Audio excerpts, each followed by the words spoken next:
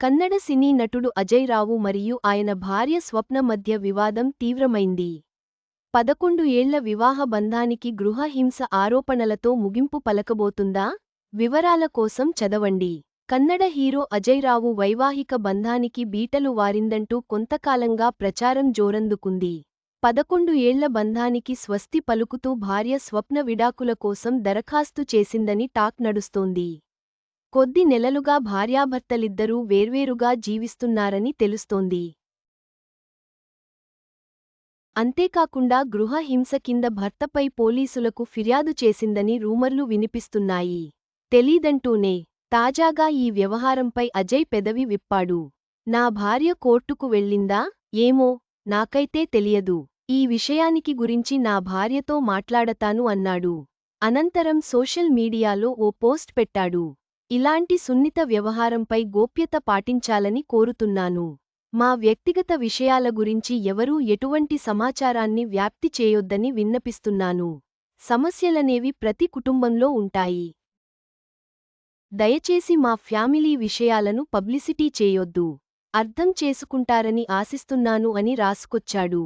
ఈ మధ్యే గొడవలు కాగా అజయ్, స్వప్న ప్రేమించి పెళ్లి చేసుకున్నారు. 2014 డిసెంబర్ 18న వీరి వివాహం జరిగింది.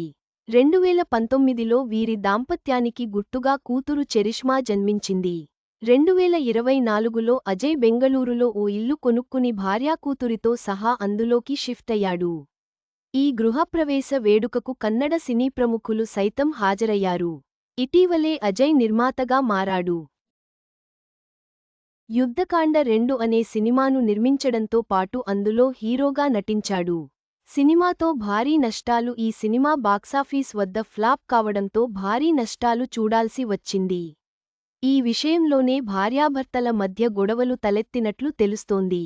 ఈ గొడవలు పెద్దవి కావడంతో ఇన్స్టాగ్రామ్లోనూ ఒకరినొకరు అన్ఫాలో చేసుకున్నారు. మరి ఈ వ్యవహారం ఎంతదూరం వెళ్తుందో చూడాలి. ఇకపోతే అజయ్ రావు ఎక్స్క్యూజ్ మీ సినిమాతో హీరోగా మారాడు. తాజ్ మహల్, ప్రేమ్ కహానీ, కృష్ణ లవ్ స్టోరీ, కృష్ణ, లీల వంటి హిట్ చిత్రాల్లో నటించాడు. రొమాంటిక్ హీరో ఇమేజ్ కారణంగా అతడికి శాండల్వుడ్ కృష్ణ అనే బిరుదు దక్కింది.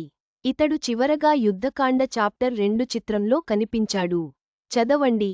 బ్యూటీ ఛాతీ పైభాగంలో టాటూ అర్థమేంటో తెలుసా?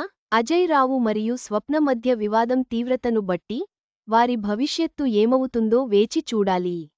ఈ వ్యవహారం కన్నడ సినీ ఇండస్ట్రీని కుదిపేస్తుంది.